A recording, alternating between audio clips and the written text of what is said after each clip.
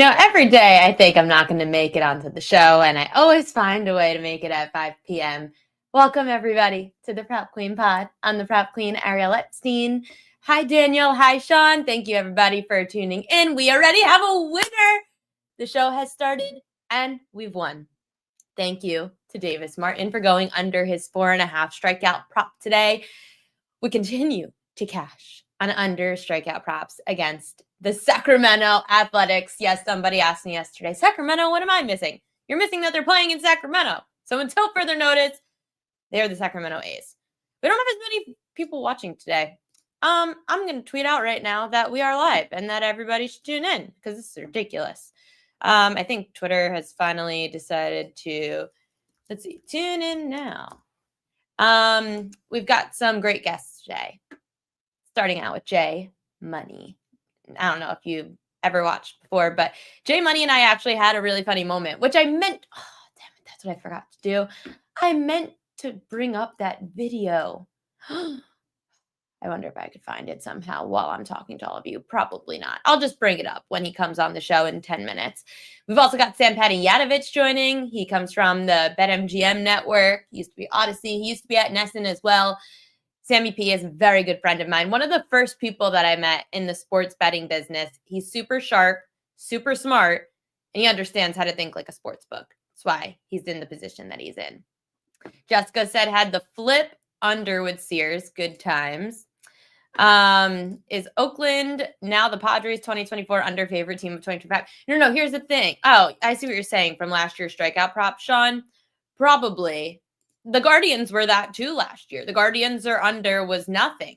Like that was it. Guardians are under. Sean Michael says we need Mama Epstein in the chat. She couldn't figure out how to get in the chat on X, I think. She's on YouTube, so you could definitely check her out on YouTube, I guess. That's where she watches the show. Hi, Mom. Recapping yesterday's games. So here's where the Prop Queen newsletter was right yesterday. Aside for the fact we were right today already. Thank you. All the strikeout props, by the way. We are on a 5-0 K-prop run. I forget the day before. No, the day before we didn't hit any. 5-0 K-prop run in the last couple of days. So yesterday, we hit Spencer Strider yesterday afternoon. He went under his strikeout prop of 6.5, landed at 5. Diamondback starter, Brandon Pfaadt, who I was very nervous about. I didn't bet him, full disclosure. I was very nervous because the line moved 15 cents against the D-backs yesterday, despite them being over 80% the public side. Pfaadt goes over with 6 Ks, and the D-backs end up winning. This is why fishy lines don't always work, but fishy lines are fun. Just like yesterday. Oh, I'll get to that in a second. Nick Martinez, he went under his 5.5 strikeout prop. Again, righty starters against Seattle, 2-9 over under their K prop. This is something to continue to keep in mind between the A's, the Mariners. These were two of the most strikeout-prone teams in baseball last year. They are now down 2 strikeouts a game on average against righty starters this season from last year. So until the book catches on, which they're slowly starting to, because the A's, to take the under today on Davis Martin against the A's was minus 140. However, they're catching on a little bit, but against the Mariners and A's, it's unders for the righties. White Sox starter Jonathan Cannon, that's what we did yesterday, same way that we had his teammate today with Davis Martin. Cannon went under his 4.5 strikeout prop. The under is now, oh, that was bad. I didn't. Oh, I said A's. Okay. I was like, did I do a typo there on the newsletter? 3-13 over under K props this year against the A's, these righty starters. Khalil Ware, he went over his 8.5 rebounds, grabbing 9 boards against the Bulls yesterday. So that was nice because his teammate, Bam Adebayo, decided to stop showing up with 8-9 minutes left in the fourth quarter. So that sucked. Bam only had 15 points. I checked this game yesterday with like 8 minutes left because I was watching the Yankees game. Go figure. 8 minutes left. Bam has 15 points. I'm thinking, oh, we should get a couple buckets. Sure. No. Bam, no buckets. He goes under 19.5 points. He ends up with 15. Whatever. Thanks, Bam, for defeating your streak of 10 straight playoff games with 20 or more points. I blame Khalil Ware. The fishy line of the day, speaking of that Yankees game yesterday, that was ridiculous. I actually tweeted out the video, and I meant to have the video in here, but I got very sidetracked today with some personal stuff, so I completely forgot to show the video. I'm watching the game. It's a back and forth. Great game between the Yankees and Royals yesterday. I have Royals money line because if the Yankees don't sweep, I'll be happy, right? And I gave all the reasons yesterday, too, as to why I liked the Royals. They had the pitching advantage. They had the bullpen advantage. That all clearly showed through. I mean, the starting pitching was kind of even. Both pitchers didn't do that great. But the Royals were hitting. And they got the Yankees into more jams than the scoreboard let on to. The Royals had runners on. They should have scored more runs. Anyway, the Royals had a runner on second with 2 outs. Nice shot hit to right field. I'm thinking, oh my gosh, Royals taking the lead here. No doubter. 4-3. It was going to be, I think it was 4-3. I'm trying to remember now. I think it was 4-3 Yankees at this point in the top of the 9th. Royals are about to tie, potentially go ahead. Cody Bellinger catches the game-saving. He makes the game-saving catch. So the Yankees end up winning the game 4-3. That sucked. But whatever, it's fine. I hedged my happiness. The Yankees ended up winning the game, so I guess I should be happy, right? I wasn't as happy as I should have been. Here's what else really, really irritated me yesterday. I guess Jay Money, who's going to come on soon, can tell me I'm an idiot because I had Spencer Dinwiddie over 5.5 assists. And apparently Spencer Dinwiddie doesn't play basketball anymore. I didn't know that. What did he do? Break his kneecaps or something? I know he came off the bench one game recently, but I'm thinking, maybe it's getting towards the end of the year. They were saving him for the playoffs. Spencer Dinwiddie played for 2 minutes yesterday. So, of course, we didn't go over 5.5 assists. Stupid. Anthony Davis, I was wrong here. I thought you were paying a premium for AD, who really just hasn't been that great offensively aside for a couple games. AD went over 25.5 points as points prop twice since he joined Dallas. I know it's the playoffs and things get crazy, but there was Sabonis on the other side. Thought there'd be a mismatch somewhere else on the floor that AD would be limited offensively. Thought AD would grab more boards. Didn't do that. So AD goes over 25.5 points. So congratulations to all you public people that bet AD over points. But I bet numbers, which is probably wrong in the NBA playoffs, according to Hakeem Prophet. I just don't like to bet things when the numbers don't back it up, and the numbers didn't back up AD. This just killed me. Before I bring Jay Money on to talk some more hoops, the New York Post crushes it every time. I mean, this is great.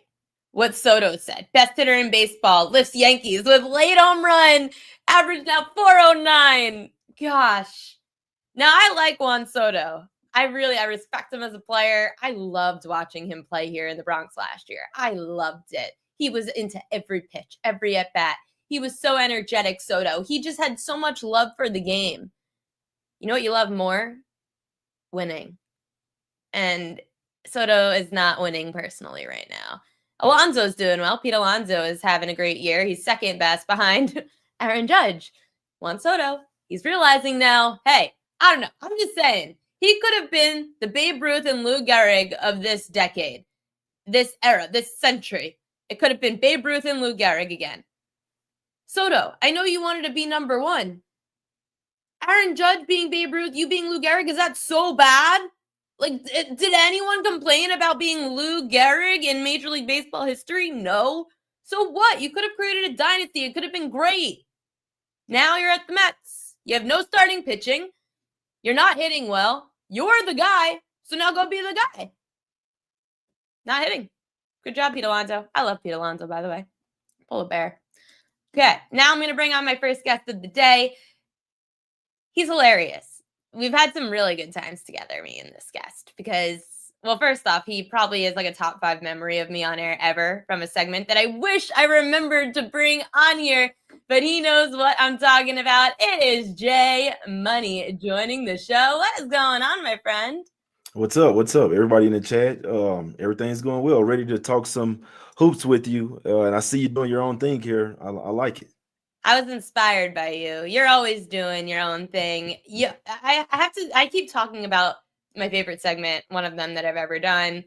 It was the one with me, you, and Hakeem. Mm-hmm. I think you know what I'm getting at. And Jay Money, I come on here, Mrs. Ariel Epstein. And I'm like, I'm no Mrs. J. I'm no Mrs. We're a miss, not a Mrs. Oh, I got to bring that video back. How's the NBA season treating you? NBA season wasn't treating me too well. Must be honest with you, but things are starting to get better. Is It's definitely been a tough season though. Just a lot of stuff going on, man. A lot of moving parts. We're seeing coaches getting fired and stuff, man. So it's definitely been a season to forget, but there's still time to make up for it for sure. How does your handicapping change from the NBA regular season to the NBA playoffs? Well, in the playoffs, it's all about spots, and that's another thing. Like I'm a player, and for whatever reason, in the regular season, those spots are starting to become like less apparent. It's pretty much like the good teams are the good teams, the bad teams are the bad teams. But in the playoffs, that's when like we don't have to worry about the injury report or things like that anymore. We know who's playing, everybody's playing, everybody's trying to win, and we know that there won't be as many overs as well because every possession matters, and there's going to be more attention to defense as well.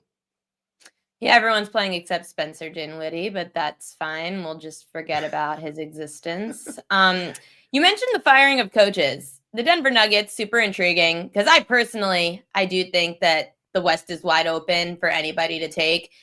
How do you handicap the Nuggets now that they recently fired their head coach, Mike Malone?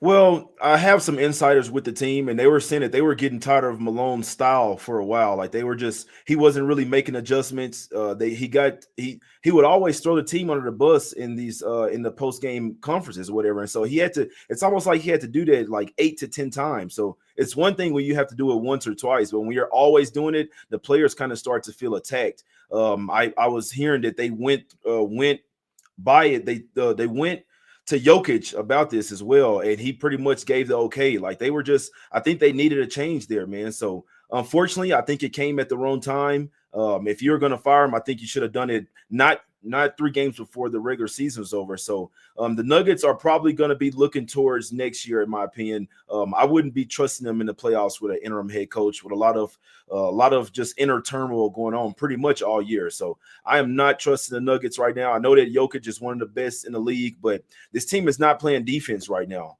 And that's what you need to win in the playoffs. They have a very tough matchup versus the LA Clippers as well. And it's just crazy that the Clippers started out as the underdog in this series, and now they're the favorite. So they've taken some very respected money to win that series, and some of that is my money. Oh, I know. I was thinking that, but now I'm annoyed because the Clippers at minus 118, you totally missed the boat on any value. How would you tell people if they wanted to jump in now to bet that series? Well, it's kind of simple. I think that like when the playoffs, it's definitely a little different, especially when you don't have home court advantage. So the whole thing is, if you want, you could just take the Clippers in game one, and then if they lose, that's going to turn to a plus price. Obviously, it's one of those where you take them game one. I believe the best number out there on the money line is like plus 122. Might even be able to get a little bit better than that. But regardless, you take the clip. If you want to take them for the series, you bet them in game one, whether you want to take the points or take the money line. And then if they do lose, that's when you can hop on the series price if you really expect them to come back and win that series. So that's what I'm going to be doing, nibbling on them game one. But I wouldn't be surprised if they did lose game one as well. And then if they did, it's almost one of those things where you have to bet some of the series price first. Just in case they do win, and then you're never going to see that you're never going to see that minus 118 again. So you kind of have to split your unit there, or bet off the confidence of do you really think they're going to win game one or not. Sean Michael had a great question with your insights into Denver. Does Denver hate Westbrook? Should we fade Westbrook props in the playoffs? I would fade his props for a simple flag. I don't think that the team hates him, but I think with the new coach, he's playing Westbrook less. So that's something, and it's one thing that you were saying about Dinwiddie. I think that he's just kind of out of the rotation right now. Unfortunately, you got a little unlucky because the only reason it was a blowout, that's why Dinwiddie only played 2 minutes. If it wasn't for a blowout, you would have just got your money back because he wouldn't have played at all. So, but Westbrook will probably be playing somewhere around 15, 20 minutes a game. He definitely won't be getting into the 30s like he was when Malone was a coach. That's good to know. Just like it's good to know when the future playing games come around, people should jump in on unders as soon as the totals come out, as opposed to waiting until the day of, because these unders were getting steamed. I mean, we saw that through the first round of this play-in, last year's play-in. The unders were getting hit hard. The unders were hitting well. Now we've got the next round coming up tomorrow. So Jay Money, how do we make money on the playing games for round 2 tomorrow? Man, I know that Heat versus Hawks one is a pretty tough one, but I couldn't talk you off taking some unders. Obviously, defense is what's going to get you to move on from these games like this. These are win or go home games here, man. So that's why I think that the unders have really made a difference. And like I said at the beginning of the segment, that like this now is when defense actually matters. Regular season, no one cares about defense, but right now, if you want to win games, you have to lock up on defense. Every possession matters. I haven't bet one of the play-in games, to be perfectly honest with you. I'm kind of waiting. I bet a few of the games on Tuesday and Wednesday, but for the most part, these games on Friday still have another day to get at them. But I am looking towards the Dallas Mavericks plus the 6.5, in my opinion, man. The Heat Hawks, I could truly see it going either way. But the Grizzlies, another team that fired their coach, have some turmoil. I'm hearing rumblings that there's a certain player on the team, star player, that other teammates may not be so fond of, and all of his shenanigans. Let's just put it that way. So I would not lay the points with the Grizzlies right now. And Ja Morant is probably not going to be 100% anyway because of that ankle. He didn't practice today. He's going to be game time decision. I do expect him to play, but if he's probably not going to be 100%. The Mavs have the bigs to bang with them down low with Jaren Jackson Jr. and Edey. They have a three-headed monster down low of bigs. Anthony Davis, Gafford, and Derek Lively. So pretty much whatever the Grizzlies like to do, the Mavs can defend it and do a little bit better as well. And last point, Anthony Davis is really playing with a chip on his shoulder after everyone pretty much downplaying them in this Luka trade, saying, hey, the Lakers won, they fleeced them, all that. AD hears those type of things, and I think the rest of the Mavs as well, and they're kind of playing with a chip on their shoulder. I wouldn't be a bit surprised if the Mavs beat the Grizzlies outright and sent them packing, to be perfectly honest with you. Yeah, you just look like you have a Mavericks team that is playing for the right reasons, and Memphis has so many off-court distractions dating back to even a couple months ago. Fights on the bench, players getting in trouble off the court, just a lot for me, Grizzlies-wise. But I want to go back to that Heat-Hawks game. Bam Adebayo and Khalil Ware annoy me from a prop perspective. I just never know where to go with both of them because I think last night should have been a Bam game where he went over 20 points. I bet you tomorrow he ends up going over 20 points against the Hawks. Like, it's just like, but do I want to bet it again? No. So how do you explain Ware versus Bam? Well, it's all about matchups, in my opinion. And unfortunately, yes, versus the Bulls, first off, they had started smacking them really quick. So, I mean, when you get up by 20 points, at that point, they don't even really need Bam to do Bam things. They're kind of just playing defense and kind of playing it out. I mean, at one point, they were up by 25 points. So it's a little bit different when it's a blowout. But right when you said it, that's what I was thinking. I said this yesterday. That's when Hero went crazy. Now Hero's going to have some defenders, maybe somebody like Dyson Daniels all in his face. And now Bam will draw Okongwu, and the Hawks don't really have a guy off the bench that could check Bam as well. So if Okongwu gets a couple quick early fouls, whoever's coming off the bench, man, will not, like George Niang, like, come on, man. Bam will have a feast versus these guys. So I actually think it's going to be the exact opposite. Hero might struggle a little bit, and then this is probably the game where Bam goes for 25 points, possibly.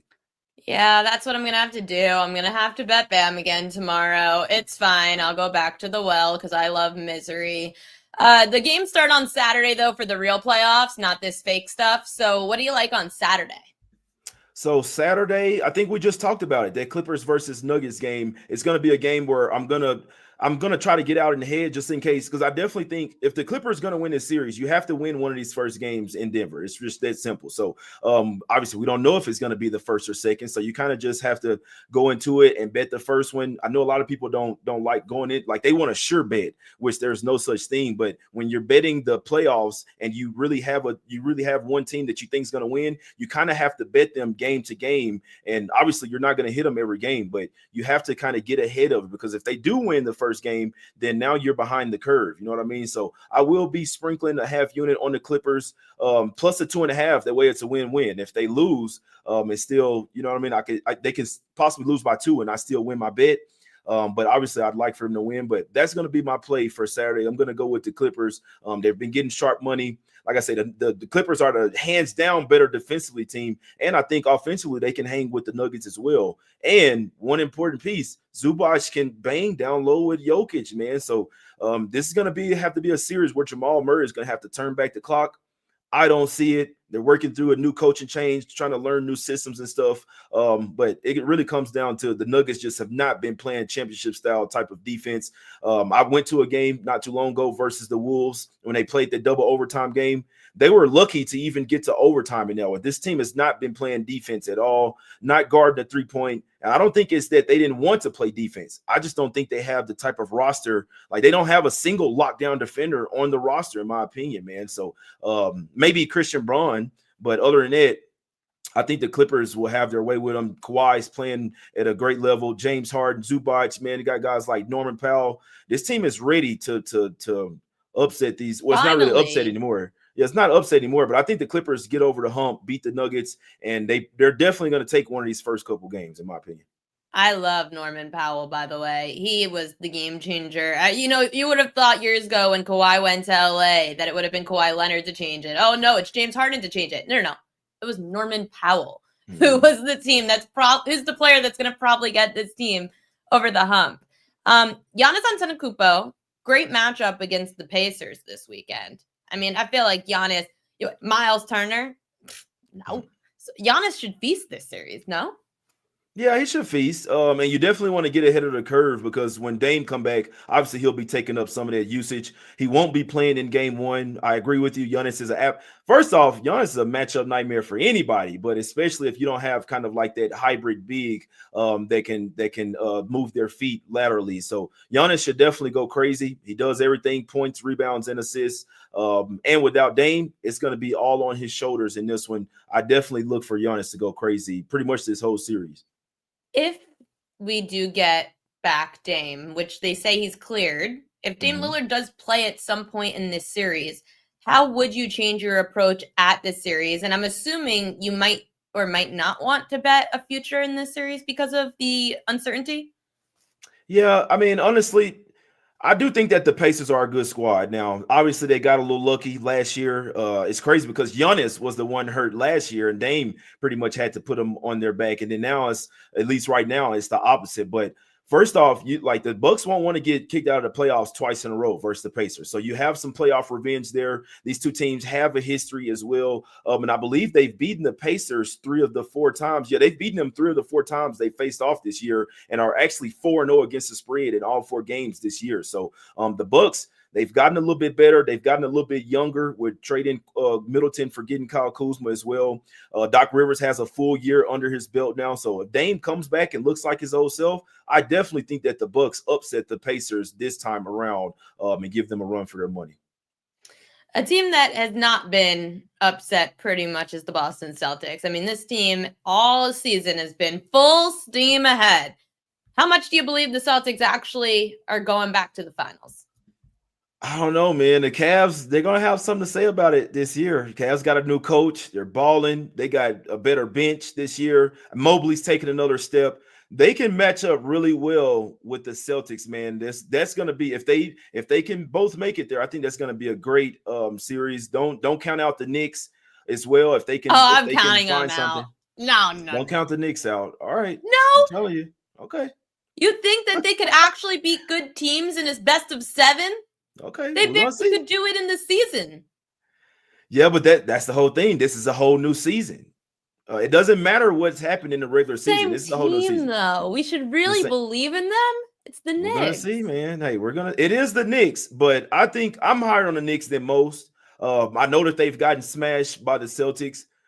They just can't keep up with them with the threes. But like I say, man, and this is when the real season starts. Anything can happen in a 7-game series. You never know, an injury, anything can happen, man. The Celtics, if they go cold from 3, that's when they can drop some games. And I just want to say one thing about this Magic series. if they're going to keep laying 14 points and things like that, there's going to be spots to back the Magic here. I definitely think they can get at least one game versus the Celtics.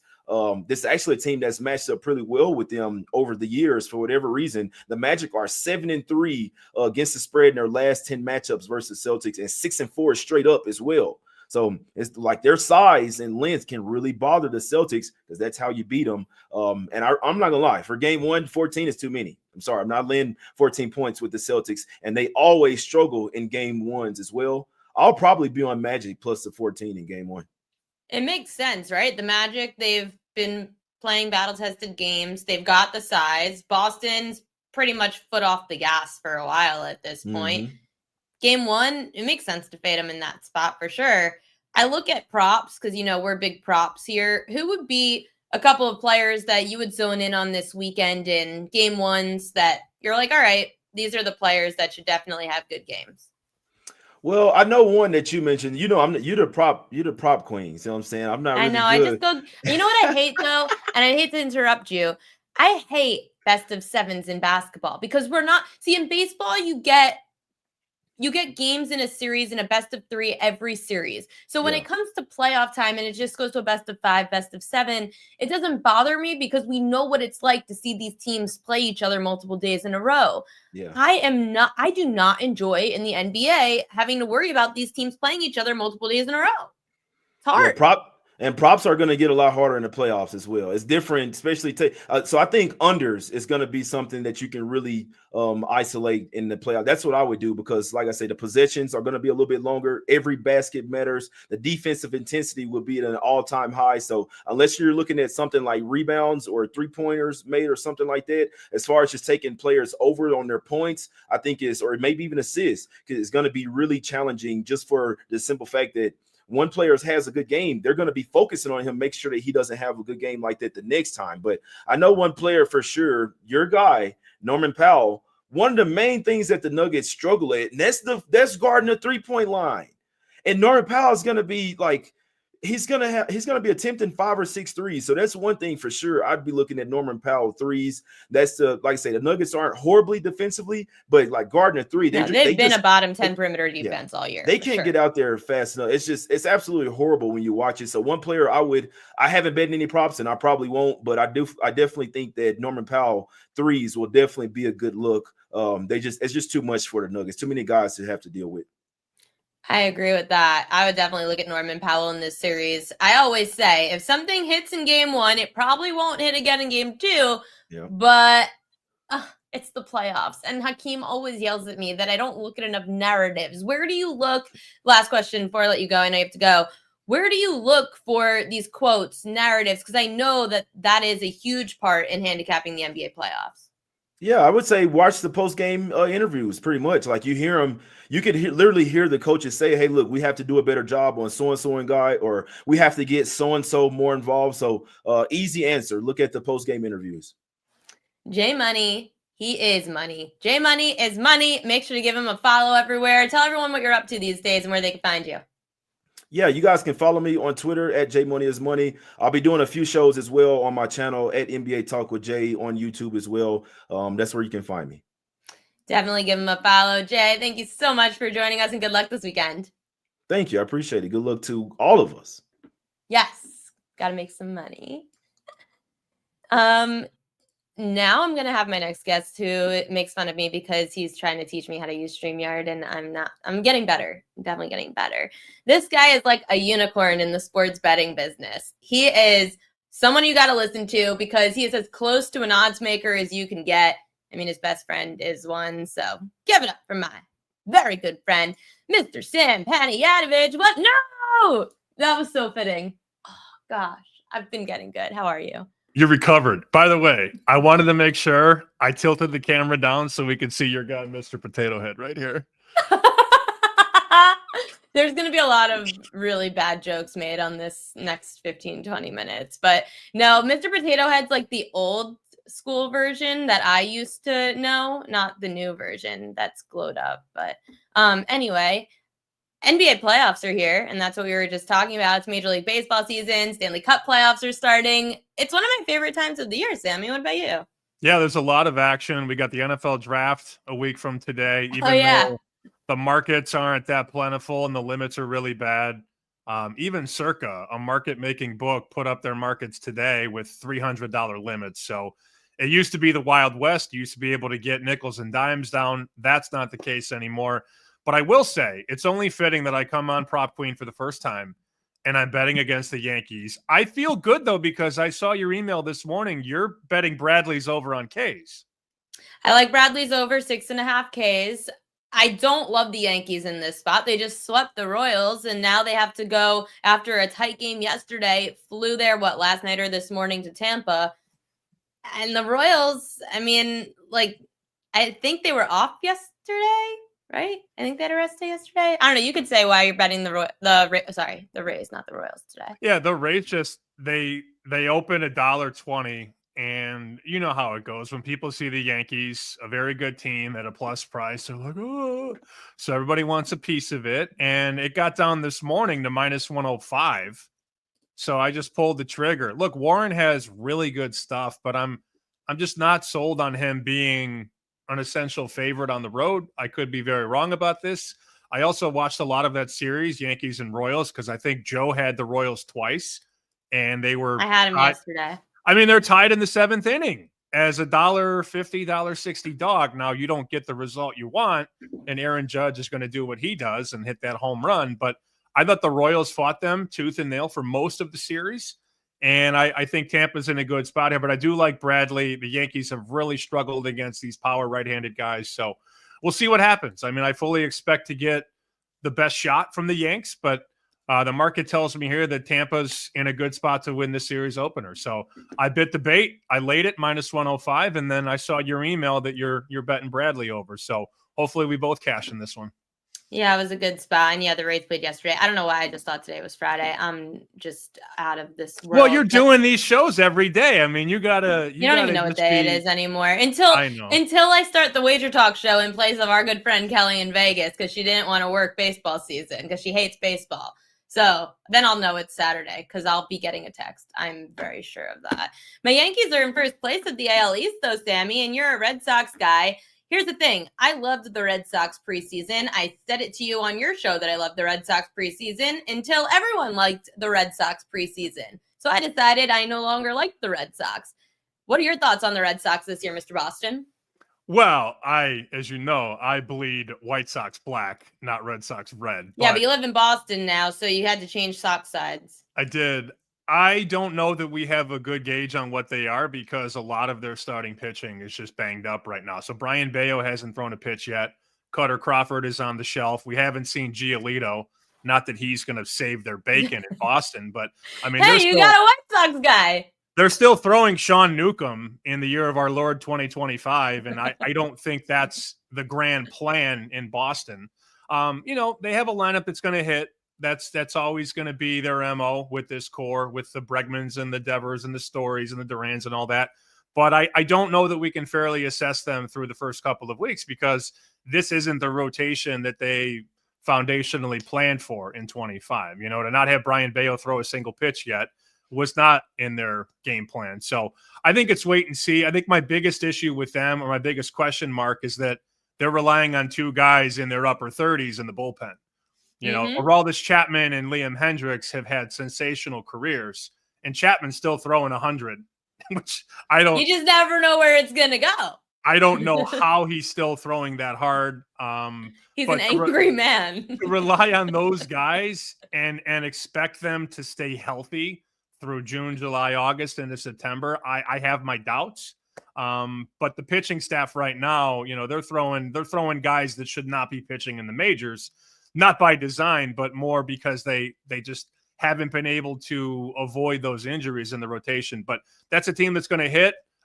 Devers clearly came in maybe like he's been training with some of the bigger Juan guys Soto? on the planet. Yeah, he's been like eating McDoubles every day. But that's a team that I think is going to be there till the very end. I didn't bet them over the win total. I didn't bet them to win the division.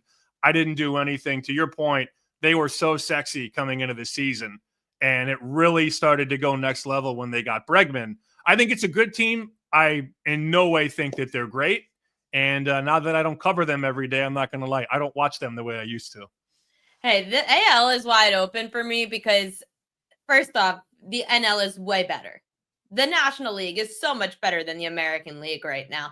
The AL East, the Central, the West, I really have no clue who I like in the American League this year. Yeah, we bet some Texas to win the pennant at about 8-1. This would have been around Valentine's Day, right before I went to Ireland and drank my face off for 10 days. Hey, I did it's better bet that the you did it Rangers. beforehand. I've done it before and after and during. But I think, I mean, look, the Yankees are the favorite, and I guess it makes sense. I mean, when you line them up in the postseason, do we believe in Rodon and Fried and Stroman? I don't know. No. I don't know that I'm there. They're going to hit the ball because that's what they do. But I think if you look past the Yankees, I mean, you could find yourself on a couple teams, maybe not any of the Central teams in terms of like truly loving a team. Did you just put a heart next to your heart? I did. Yeah, I did. That was a little weird. I got Rangers, and I thought about playing some Cleveland, but I also, like, if Cleveland faces the Yankees, a lot like when the Twins used to face the Yankees, they're not winning in the playoffs. The Guardians' rotation is young, and I just still don't trust them for the same reasons that had the Guardians to make the playoffs last year. It was my favorite future. I got it 3-1, but I didn't expect them to win a World Series or even go to a World Series for those same reasons. I don't trust the Guardians, but I think the Central has value and is intriguing for sure. I love the Tigers. Okay. That was my preseason team. Yeah, didn't you play them like over 83.5? I have them to win the division. Oh, okay. All right.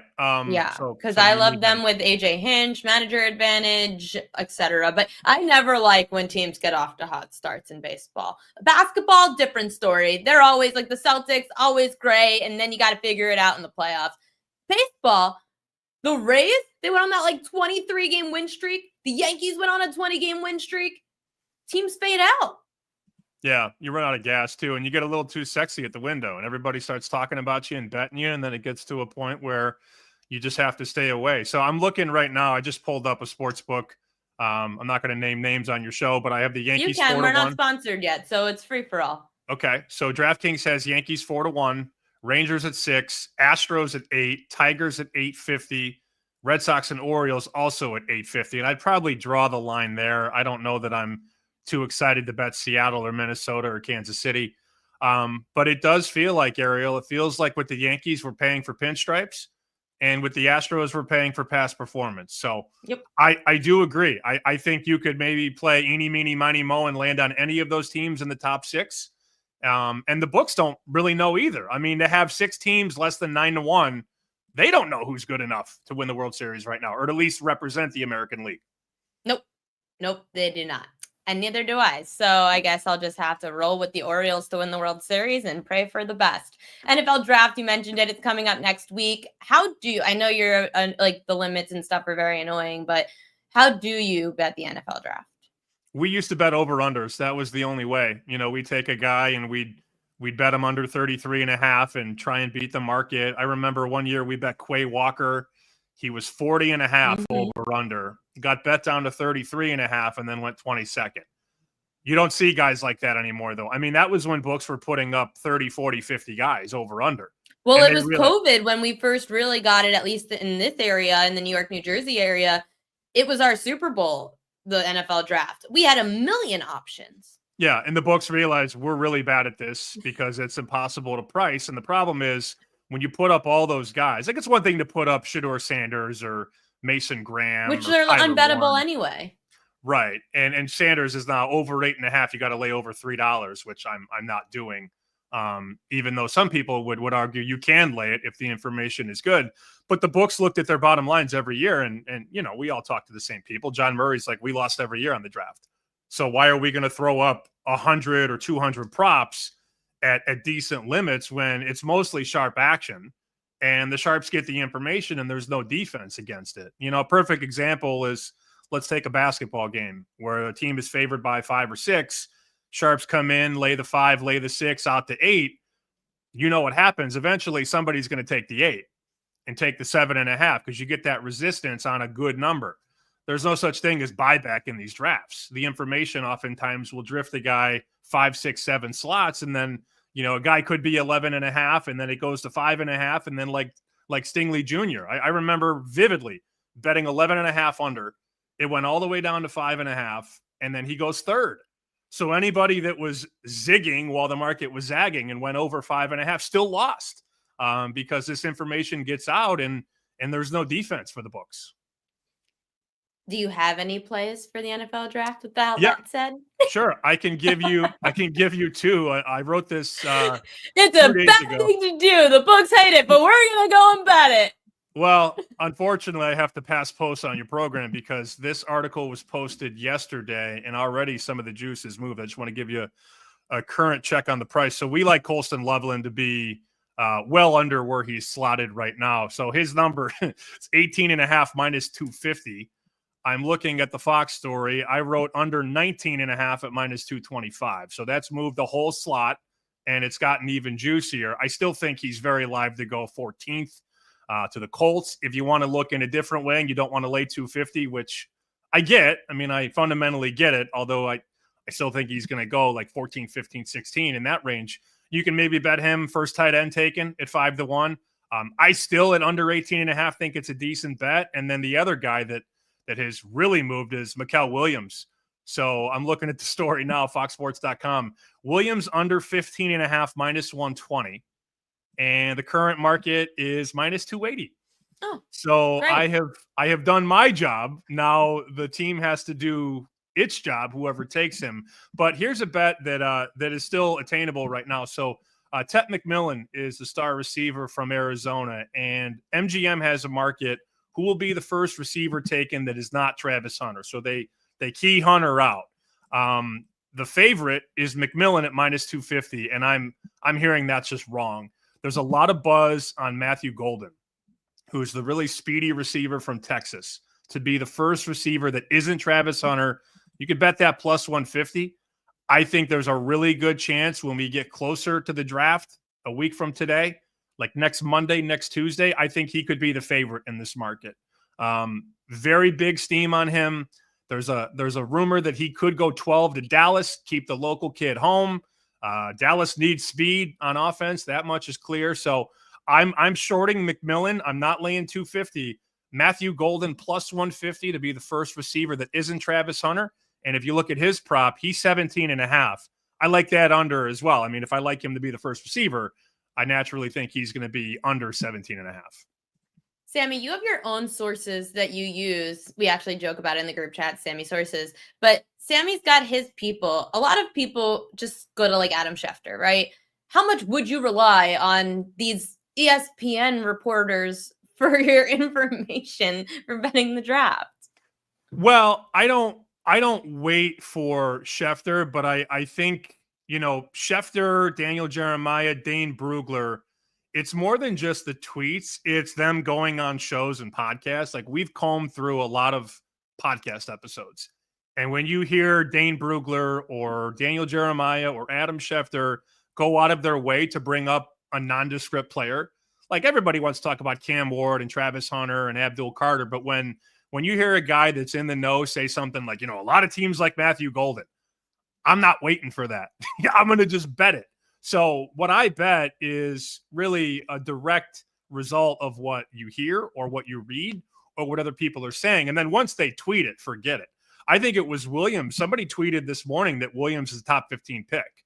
And that's all it takes. He's minus one. What did I say? I'm looking at the story again. Minus 120 yesterday. Literally yesterday. He's minus 120. And one of the insiders said, he's probably going to go top 15.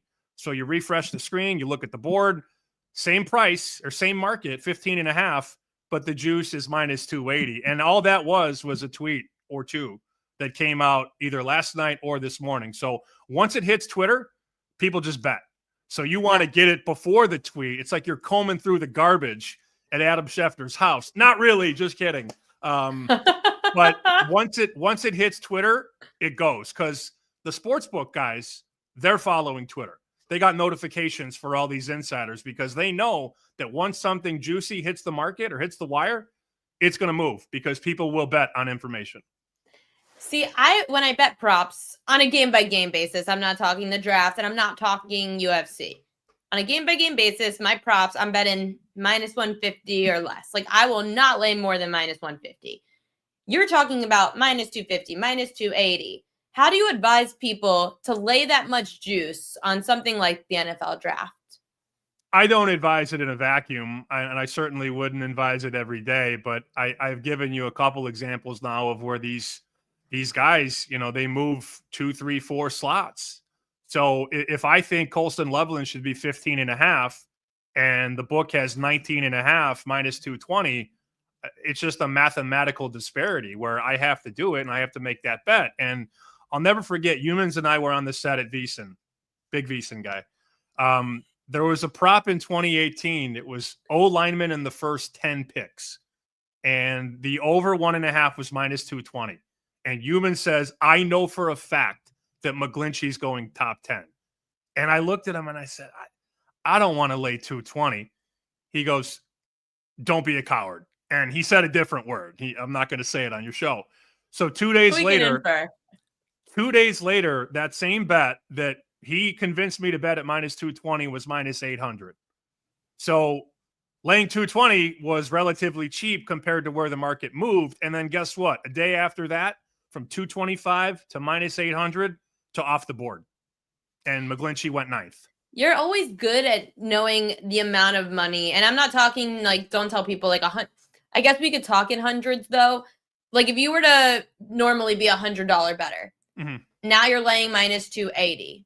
Yeah, you could lay minus 280 to win 100, but how would you tell people to adjust their bankroll and adjust how much they're wagering unit wise?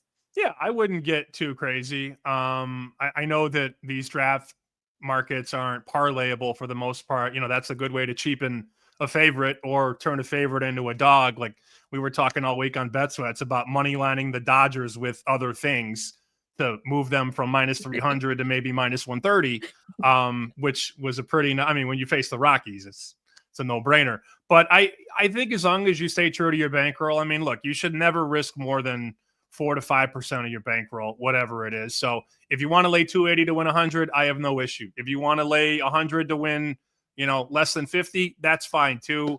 I never unit shame either, but I think a unit bet is a unit bet no matter what the price is. And again, I know people are going to hear this and go, wow, this guy's, he's going to lay 280 on a draft prop. Well, on a draft prop, it's not like a prop. It's not like a daily money line. I don't do this every day, but we could very easily look up next Wednesday and Colston Loveland could be 16.5. So if I think it's going to continue to run and I think the market's wrong, I'll lay anything. And I'll tell you one more quick story.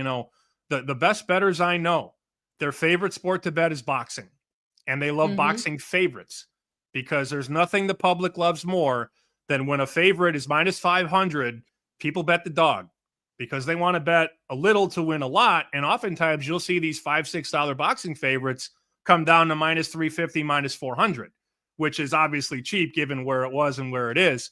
But I have no issue laying chalk in the right spot. Now, I'm not going to lay a team in baseball every other day at minus 250, but a draft prop or a proper boxing or UFC fight, I have no issue laying chalk. I used to, but then I realized that then you got minus 300. Yeah, minus 300 could be cheap if it should be minus 500. Jackpot. I do want to bring up your picks for today. So these are Sammy's picks because he comes on my show and he decides to fade the Yankees. You like the Rays, which you talked about. We've got the NBA and NBA and NHL playoffs starting. And I say starting because the play-in is not the playoffs.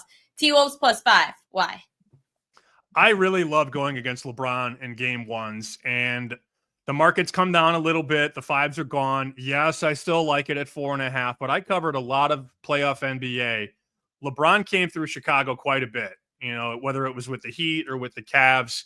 I saw him a lot. And you know what I noticed early is you could get him in game one. I don't want to say that he doesn't care, but the effort wasn't always high.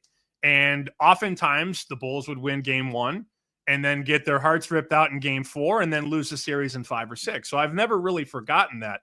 StatMuse provides us with this number. I love this. So in LeBron's career, all time in game 1, 31-23. That's not good. It's not. Now, if you're picking NFL sides, it's good. But if you're a huge fan, I mean, like, when is he ever on the worst team? Aside from maybe Cleveland playing Golden State in the finals, he's always on the better team. So he should have a much better record. 31-23 straight up in game ones. That's not good for a guy who's usually on the better team. And for context, Michael Jordan, 27-10 in game ones.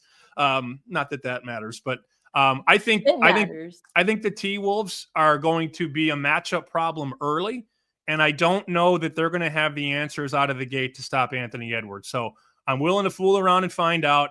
I took 5. Yes, I would take 4.5. The thing about these LeBron teams, they get so great at making those adjustments, and they usually, over the course of a series, find a way to suffocate you. They take your turkey bacon, if you will.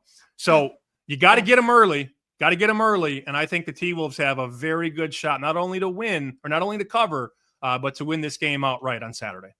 Definitely need your turkey bacon to get big and strong. The Blues for the NHL Stanley Cup playoffs. We haven't talked enough NHL, and I've kind of gotten a little bit of heat for that. So let's talk a little hockey. Why do you like the Blues? And actually, the best, most valuable playoffs there are out there, which is the Stanley Cup playoffs. I love when you get heat. That's the best. It's always fun when you get heat.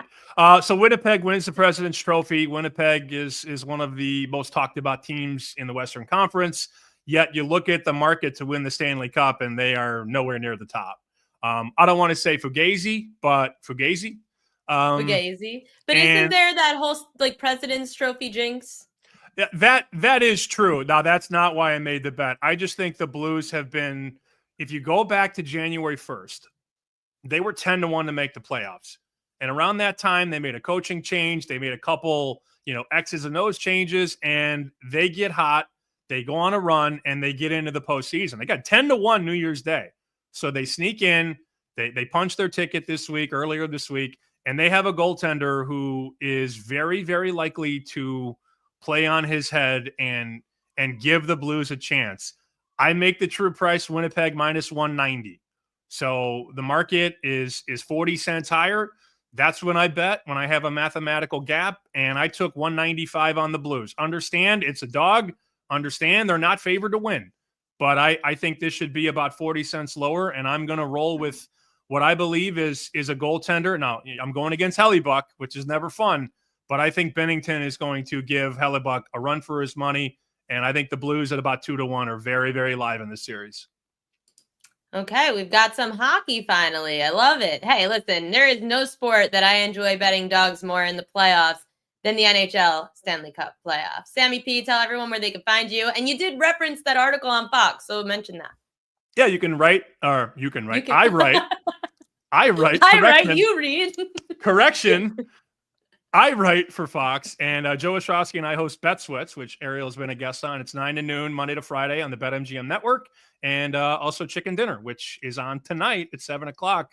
We're going to dive inside the hockey markets, and I believe that's all my plugs. So I am going to. You have a guest on Chicken Dinner? Yeah, we got 3 hockey guests, and we have Corby Craig to do some college football. We got win totals out. He's already made numbers for all that stuff. So it never sleeps in this racket, as you know. Oh my gosh, I can't even think about August. I have to get through the summer. The sun has barely shone here on the East Coast, Sammy. So no rushing of the summer.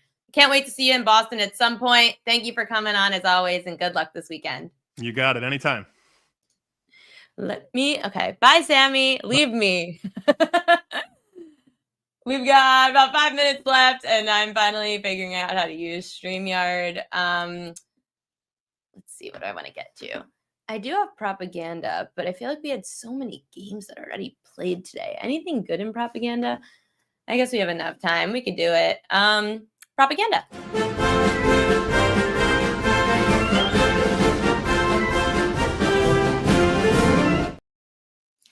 So just so you know, these are the most bet on props for today in Major League Baseball. That game already happened, I think, with the D-backs with Corbin Carroll. So yeah, 6-4. Corbin Carroll today, he did not hit a home run, but he did go 1 for 5 with 2 runs scored. Christopher Sanchez over 5.5 strikeouts. That game is going on right now, I'm pretty sure.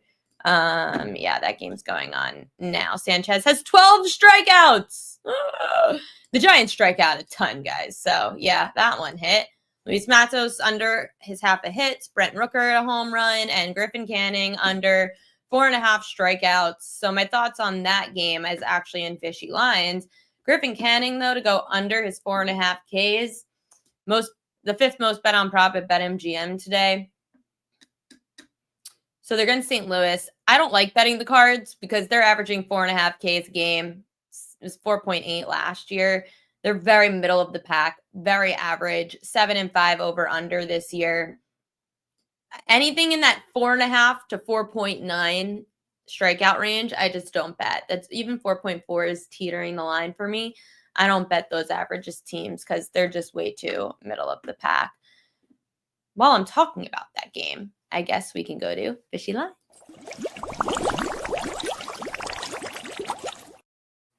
Fishy line of the day, Cardinals Mets. I actually really wanted to get Frank the Tank on. He almost came on the show. He was going to the Devils game last night, though. Frank the Tank is not happy with his New York Mets or Juan Soto. He might not be happy with them again tonight because this is the Fishy line of the day. Not the biggest move. Was a 10-cent move against the Mets since last night from -142 to -132, despite almost 80% of action coming in on the Mets. Well, Andre Palente is getting the start for the Cards, so here's why the Cards could be a good bet. Palente is 4-0 with a 2.04 ERA in his last 6 starts dating back to last September. Palente, he leads Major League Baseball in ground ball rate since he came into the league in 2022. He leads this year already. Palente has increased his slider usage, so his whiff rate's doubled since last year. The Mets threw a bullpen game yesterday. Their starter, Griffin Canning, he's allowed the highest hard hit rate in Major League Baseball. Opponents, 6 for 10 with 3 extra base hits the third time around. So if the Mets threw a bullpen game yesterday and your starter, Griffin Canning, can't see a lineup for a third straight time, that's not good, is it? Cardinals, dog of the day for the Fishy line of the day. K-props to watch, I guess. Yeah, we got 3 minutes. Michael Lorenzen under 4.5 Ks. I'll talk about that coming up. Taj Bradley, Sammy was referencing that one, how I like his over of 6.5 strikeouts. So I don't normally like to bet high numbers for strikeout props. However, the Yankees have been striking out. And going back to last year, Bradley has done great in these spots. He averages just over 7 strikeouts a game overall through 7 starts against high K rate teams. That number at home went up to just under 10 strikeouts per start against high K rate teams. The Yankees are averaging just under 6 strikeouts a game against righty starters. That's a full strikeout more per game than last season. The Yankees just played a close game yesterday to the Royals. They had to travel, play tonight. Over 6.5 Ks for Taj Bradley. And then Kumar Rocker, I haven't bet this one yet because we haven't really seen him do that well this season. However, it's a good spot if you want to take a shot on him for the late, the 8 o'clock game. It's the last game of the night. So he's getting a good matchup for strikeouts with the Angels. The Angels are averaging just over 5 strikeouts a game this year. Rocker has only faced one high K rate team. That was the Reds. He had 3 strikeouts in 3 innings.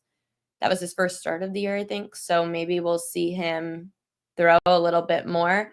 That's been the issue, is that he hasn't really gotten out of the 4th inning aside for once this season. Last year, he had 7 strikeouts against the Mariners, 2 against Oakland. So it's we'll see, but it's a decent spot for a flamethrower like him. If you want batters to watch, subscribe to the newsletter. I'm going to have all the hitting matchups that you should look out for overs and unders in the newsletter. We're about to run out of time, so Royal Lux. The Royal Lock of the day, I only have one. It is Michael Lorenzen under 4.5 strikeouts. This season, Lorenzen's faced one lineup that's a lower K rate team. He struck out 3 Twins in that outing through 6 innings. Last season, Lorenzen, he pitched in 5 games against low K rate teams. He never went over 4.5 strikeouts in any of those starts. Even last year against the Tigers, he only had 4 strikeouts in 5 innings. The Tigers were averaging a strikeout more per game last year than they are right now. Detroit's averaging just over 4 strikeouts a game. righty starters, 8 of the 12 have gone under their strikeout prop. Taking the under here on Michael Lorenzen. He's not that good. Under on the K's. 6 o'clock. That's it for me, the prop queen, Ariel Epstein. Oh, and I want to give a shout out. I missed it when Sammy was on, but I wonder if she's still watching. Rachel Tabak. I'm the biggest prop queen fan. That's my best friend. She has been trying to write in the chat and get a shout out, but she was writing on Instagram and I can't see the Instagram chat. So love you, Rachie. Thanks for watching. Thank you all for watching. I hope you all have a very profitable evening. We already had a profitable afternoon thanks to Davis Martin and fading the Sacramento Athletics and their strikeout props. I will see you guys tomorrow, 5 to 6 p.m. Eastern time, right here on the Prop Queen Pod.